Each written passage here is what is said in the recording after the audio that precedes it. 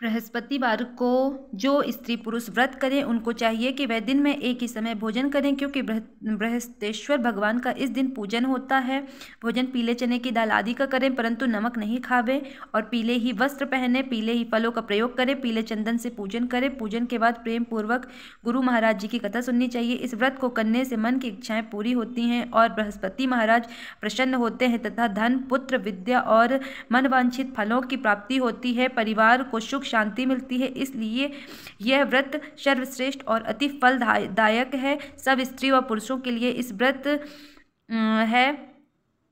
व्रत में केले का पूजन करना चाहिए तथा पूजन के समय तन, मन, क्रम, वचन से शुद्ध होकर जो इच्छा हो बृहस्पति देव की प्रार्थना करनी चाहिए। उनकी इच्छाओं को बृहस्पति देव अवश्य पूर्ण करते हैं, ऐसा मन में दृढ़ विश्वास रखना चाहिए। बृहस्पतिवार की व्रत कथा। भारतवर्ष में एक राजा राज्य करता था। वह बड़ा प्रतापी और दानी था। वह नित्य गरीबों और ब्राह्मणों की सहायता किया करता था। यह बात उसकी रानी को अच्छी नहीं लगती थी। वह न ही गरीबों को दान देती, न ही भगवान का पूजन करती थी, और राजा को भी दान देने से मना किया करती थी। एक दिन राजा शिकार खेलने वन को गए हुए थे तो रानी महल में अकेली थी। उसी समय बृहस्पति देव साधु के वेश में राजा के महल में भिक्षा लेने के लिए गए और भिक्षा मांगी। रानी ने भिक्षा देने से इनकार कर दिया।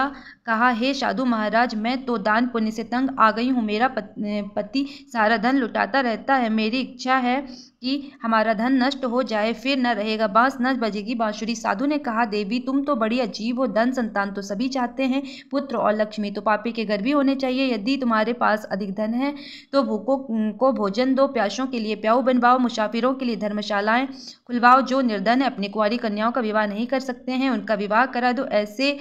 ऐसे और कई काम हैं जिसके करने से तुम्हारा यश लोक परलोक में फैलेगा। परंतु रानी पर उपदेश का कोई प्रभाव नहीं पड़ा और वह बोली, महाराज आप मुझे कुछ न समझाएं। मैं ऐसा धन नहीं चाहती जो हर जगह बांटती फिरूं। साधु ने उत्तर दिया, यदि तुम्हारी ऐसी इच्छा है तो तथास्तु। तुम ऐसा करना कि बृहस्पतिवार को घर लीपकर पीली मिट्टी से अपना सिर धोकर स्नान करना, भट्टी चढ़ाकर कपड़े धोना। ऐसा करने से आपका समस्त धन नष्ट हो जाएगा। इतना कहकर वह साधु महाराज वहां से अंतर्ध्यान हो गए।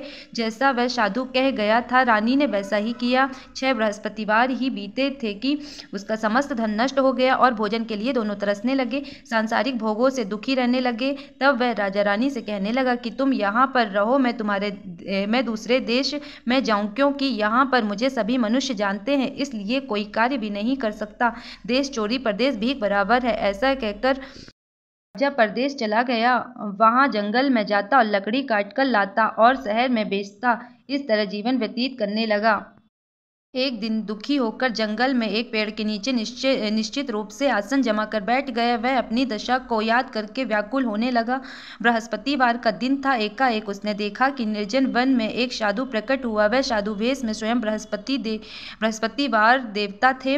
लकड़हारे के सामने आकर बोले, हे लकड़हारे, इस सुनसान जंगल में तू चिंता मग्न क्यों बैठा है? लकड़हारे ने दोनों हाथ जोड़कर प्रणाम किया और उत्तर दिया, महाराज, महात्मा जी आप सब कुछ जानते हैं, मैं क्या कहूँ? यह कहकर रोने लगा और साधु को आत्मकथा सुनाई। महात्मा जी ने कहा, तुम्हारी स्त्री ने बृहस्पति के दिन वीर भगवान का निरादर किया है, जिसके कारण रुष्ट होकर तुम्हारी यह दशा कर दी। अब तुम चिंता को दूर कर मेरे कहने पर चलो, तुम्हारे समस्त कष्ट दूर हो जाएंगे और भगवान पहले से भी अधिक संपत्ति देंगे। तुम बृहस्पतिवार के दिन पाठ किया करो। 2 पैसे के चने मुनक्का मंगवाकर उसका प्रसाद बनाओ और शुद्ध जल से लोटे में शक्कर मिलाकर अमृत तैयार करो। कथा के पश्चात अपने सारे परिवार और सुनने वाले प्रेमियों में अमृत व प्रसाद बांटकर आप भी प्रसाद ग्रहण किया करो। ऐसा करने से भगवान तुम्हारी सब कामनाएं पूरी करेंगे। साधु के ऐसे वचन सुनकर लकड़हारा बोला, हे प्रभु, मुझे लकड़ी बेचकर इतना पैसा नहीं मिलता जिससे भोजन करने के उपरांत कुछ बचा सकूं। मैंने रात्रि में अपनी स्त्री को व्याकुल देखा है। मेरे पास कुछ भी नहीं जिससे उसकी खबर मंगा सकूं। साधु ने कहा, हे लकड़हारे, तुम किसी बात की चिंता मत करो। बृहस्पति तुम रोजाना की तरह लकड़ियां लेकर शहर को जाओ, तुमको रोज से 2 गुना धन प्राप्त होगा, जिससे तुम भली भांति भोजन कर लोगे तथा बृहस्पति देव की पूजा का सामान भी आ जाएगा। इतना कहकर साधु अंतर्ध्यान हो गए। धीरे धीरे समय व्यतीत होने पर फिर वही बृहस्पतिवार का दिन आया। लकड़हारा जंगल से लकड़ी काटकर किसी भी शहर में बेचने गया, उससे उस दिन से अधिक रुपया मिला। राजा ने चना गुड़ आदि लाकर गुरुवार का व्रत किया। उस दिन से उसके सभी क्लेश दूर हुए। परंतु जब दोबारा गुरुवार का दिन आया तो बृहस्पतिवार का व्रत करना भूल गया। इस कारण बृहस्पति भगवान नाराज हो गए। उस दिन से उस नगर के राजा ने विशाल यज्ञ का आयोजन किया तथा शहर में यह घोषणा करा दी कि कोई भी मनुष्य अपने घर में भोजन ना बनावे, ना आग जलावे, समस्त जनता मेरे यहाँ भोजन करने आवे। इस आज्ञा को जो ना मानेगा उसके लिए फांसी सजा दी जाएगी। इस तरह की घोषणा संपूर्ण नगर में करवा दी गई। राजा की आज्ञा अनुसार शहर के सभी लोग भोजन करने गए, लेकिन लकड़हारा कुछ देर से पहुंचा, इसलिए राजा उसको अपने साथ घर ले गए और ले जाकर भोजन करा रहे थे तो रानी की दृष्टि उस खूंटी पर पड़ी जिस पर उसका हार लटका हुआ था। वह वहां पर दिखाई नहीं दिया। रानी ने निश्चय किया कि मेरा हार इस मनुष्य ने ही चुरा लिया है। उसी समय पुलिस को बुलाकर उसको जेलखाने में डलवा दिया। जब लकड़हारा जेलखाने में पड़ गया और बहुत दुखी होकर विचार करने लगा कि न जाने कौन से पूर्व जन्म के कर्म मेरे लिए दुख प्राप्त हुए हैं, और उसी साधु को याद करने लगा जो कि जंगल में मिला था। उसी समय तत्काल बृहस्पति देव साधु के रूप में प्रकट हुए और उसकी दशा को देखकर कहने लगे, अरे मूर्ख, तूने बृहस्पति देव की कथा नहीं करी, इस कारण तुझे दुख प्राप्त हुआ है। अब चिंता मत कर, बृहस्पतिवार के दिन जेल खाने के दरवाजे पर 4 रुपये पड़े मिलेंगे, उनसे तू बृहस्पति देव की पूजा करना, तेरे सभी कष्ट दूर हो जाएंगे। बृहस्पति के रोज उसे 4 रुपये मिले। लकड़हारे ने कथा कही। उसी रात्रि को बृहस्पति देव ने उस नगर के राजा को स्वप्न में कहा, हे राजा, तुमने जिस आदमी को जेलखाने में बंद कर दिया है वह निर्दोष है, वह राजा है, उसे छोड़ देना। रानी का हार उसी खूंटी पर लटका है, अगर तू ऐसा नहीं करेगा तो मैं तेरे राज्य को नष्ट कर दूंगा। इस तरह रात्रि के स्वप्न को देखकर राजा प्रातःकाल उठा और खूंटी पर हार देखकर लकड़हारे को बुलाकर क्षमा मांगी तथा लकड़हारे को योग्य सुंदर वस्त्र आभूषण देकर विदा किया तथा बृहस्पति देव की आज्ञा अनुसार लकड़हारा अपने नगर को चल दिया। राजा जब अपने नगर के निकट पहुंचा तो उसे बड़ा आश्चर्य हुआ। नगर में पहले से अधिक बाग, तालाब और कुएं तथा बहुत सी धर्मशालाएं, मंदिर आदि बन गए हैं। और राजा ने पूछा, यह किसका बाग धर्मशाला है? तब नगर के सब लोग कहने लगे, ये सब रानी और बांदी के हैं। तो राजा को आश्चर्य हुआ और गुस्सा भी आया। जब रानी ने यह खबर सुनी कि राजा आ रहे हैं तो उसने बांदी से कहा, हे दासी, देख राजा हमको कितनी बुरी हालत में छोड़ कर गए थे, हमारी ऐसी हालत को देख कर लौट न जाए, इसलिए तू दरवाजे पर खड़ी हो जा। रानी की आज्ञा अनुसार दासी दरवाजे पर खड़ी हो गई। राजा आए तो बांदी उन्हें अपने साथ लिवा लाई। तब राजा ने क्रोध करके अपनी रानी से पूछा कि यह धन तुम्हें कैसे प्राप्त हुआ है? तब उन्होंने कहा, हमें यह सब धन बृहस्पति देव के इस व्रत के प्रभाव से प्राप्त हुआ है। राजा ने निश्चय किया कि 7 रोज बाद तो सभी बृहस्पति देव का पूजन करते हैं, परंतु मैं रोजाना दिन में 3 बार कहानी कहा करूंगा तथा रोज व्रत किया करूंगा। अब हर समय राजा के दुपट्टे में चने की दाल बंधी रहती तथा दिन में 3 बार कहानी कहता। एक रोज राजा ने विचार किया कि चलो अपनी बहन के यहाँ हो आवे। इस तरह निश्चय कर राजा घोड़े में सवार हो अपनी बहन के यहाँ को चलने लगा। मार्ग में उसने देखा कि कुछ आदमी एक मुर्दे को लिए जा रहे हैं। उन्हें रोककर राजा कहने लगा, अरे भैया, मेरी बृहस्पति देव की कहानी सुन लो।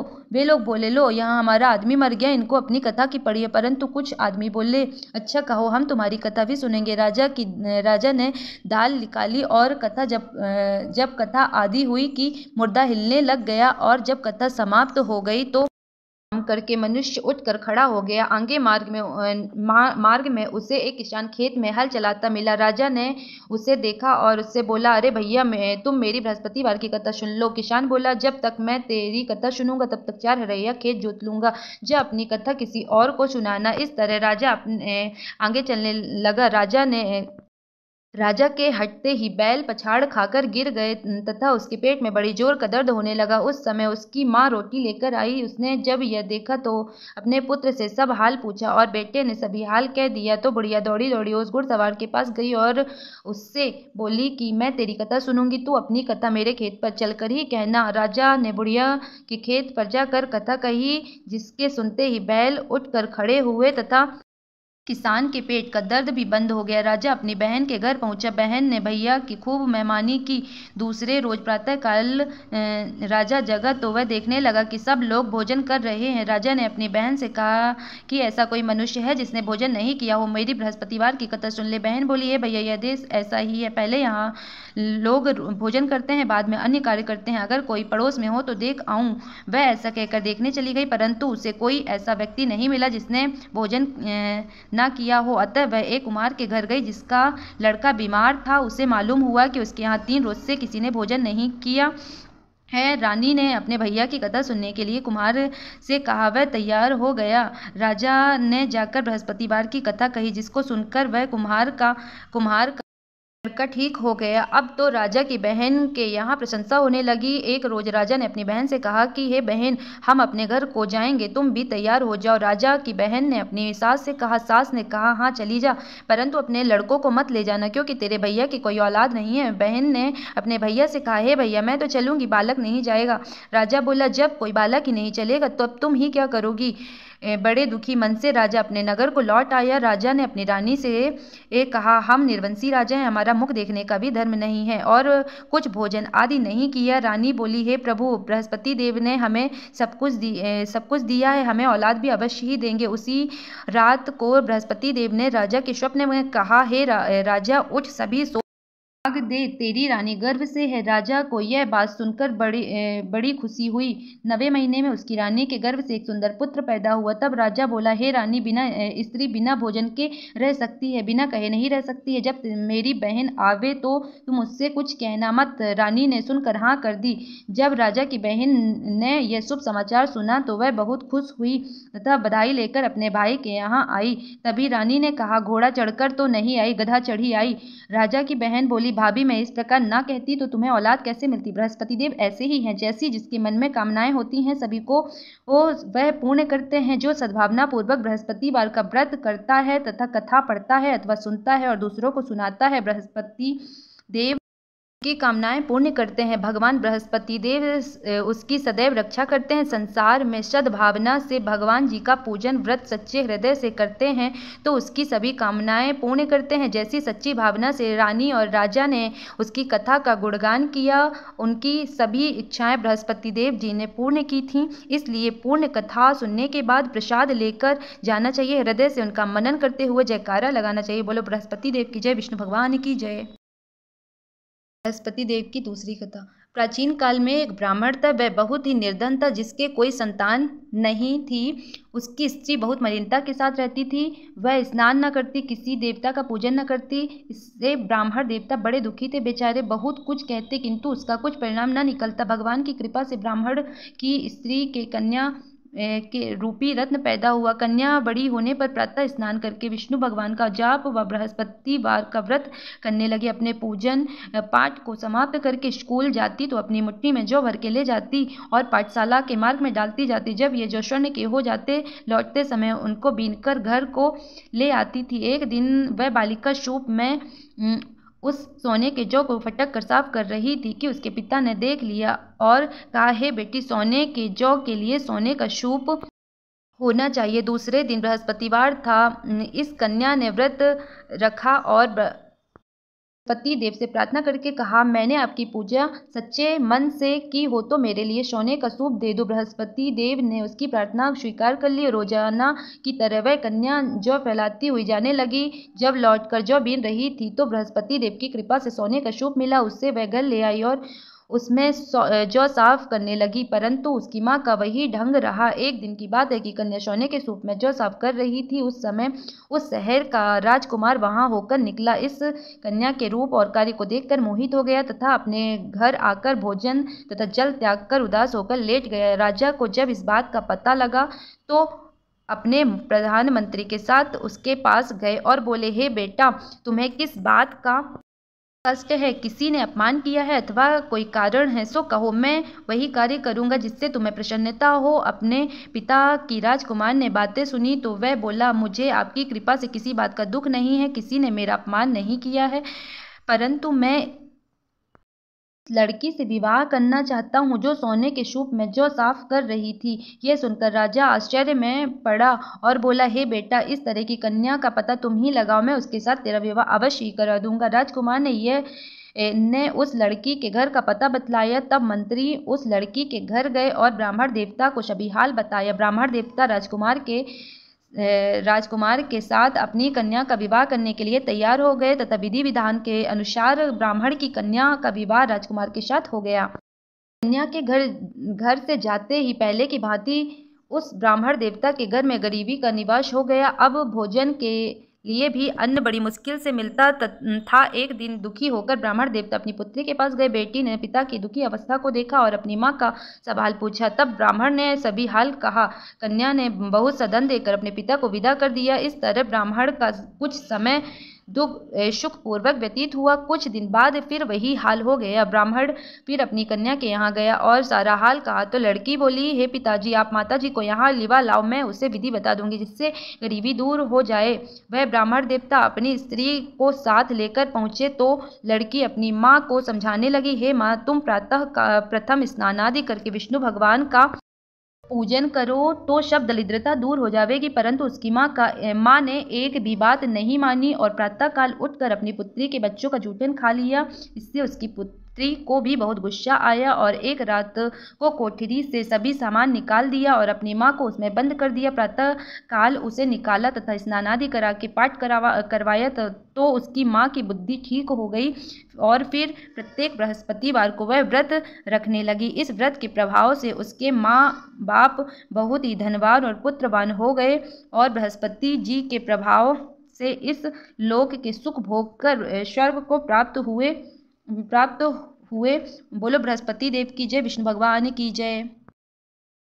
ओम जय बृहस्पति देवा, स्वामी जय बृहस्पति देवा। छिने छिने भोग लगाऊं, छिने छिने भोग लगाऊं, कदली फल मेवा।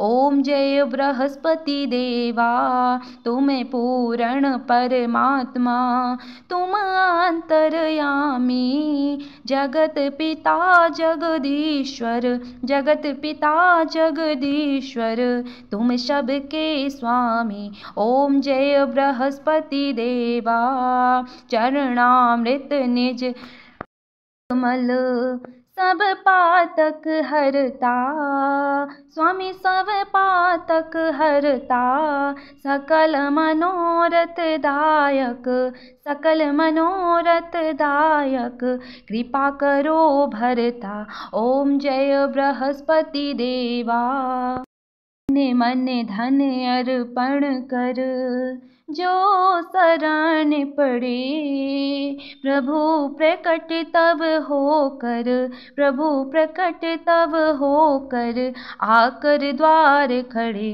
ओम जय बृहस्पति देवा, दीन दयाल दयानिधि, भक्तन हितकारी, पाप दोष सब हरता, पाप दोष सब हरता, भवबंधन हारी। ओम जय बृहस्पति देवा, सकल मनोरथ दायक, सब संशय तारो, स्वामी सब संशय तारो, विषय विकार मिटाओ, विषय विकार मिटाओ, संतन सुखकारी।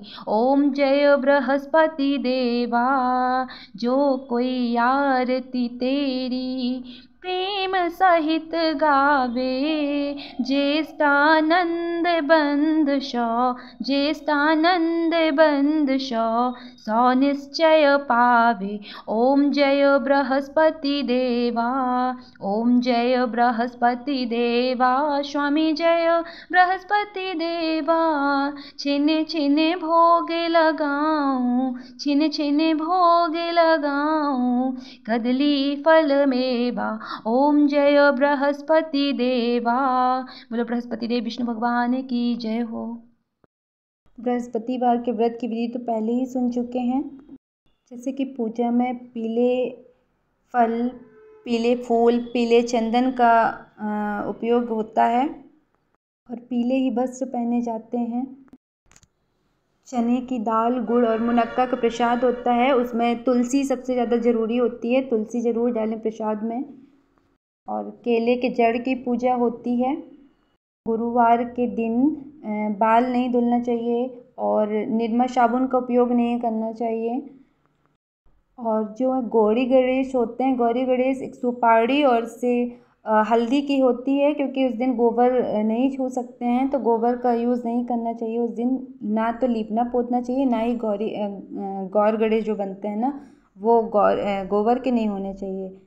बृहस्पतिवार व्रत नियम के साथ होता है, जैसे कि कोई किसी इच्छा की पूर्ति के लिए रहता है, कोई मन की शांति के लिए रहता है, तो है ना कि कोई 21 रहना है, 51 रहना है, इतने महीने इतने दिन अपने होने के बाद उसका उद्यापन करना होता है। तो सिंपल तरीके से भी कर सकते हैं, जाकर के मंदिर में, जैसे मैंने एक बार किया था कि जाकर मंदिर में प्रसाद मौसमी फल दिए थे और मगज के लड्डू और जो भी सीधा में देते हैं अनाज दाल सब कुछ अनाज, वो सब्जियां और दक्षिणा। और पंडित जी के लिए चाहें तो कोई वस्त्र जो हो सके वो दे सकते हैं, जितना आपसे हो सके उतना दे सकते हैं, कोई जोर ज़बरदस्ती नहीं है। और जाके विष्णु भगवान के मंदिर में ही जाकर दें दान। और या फिर आप पंडित जी को घर पे बुला के उनको मतलब उनको खिला सकते हैं घर पर, और ब्राह्मण को कथा करा सकते हैं। जितना आपसे हो सके उतना दान दक्षिणा कर सकते हैं। और सबसे ज़्यादा जो ज़रूरी है वो ये है कि सभी को ना किसी भी व्रत में हो तो मन को शांत रखना चाहिए और किसी की बुराई निंदा नहीं करनी चाहिए, इससे बचना चाहिए। आज की वीडियो में बस इतना ही। राधे राधे, जय श्री कृष्ण।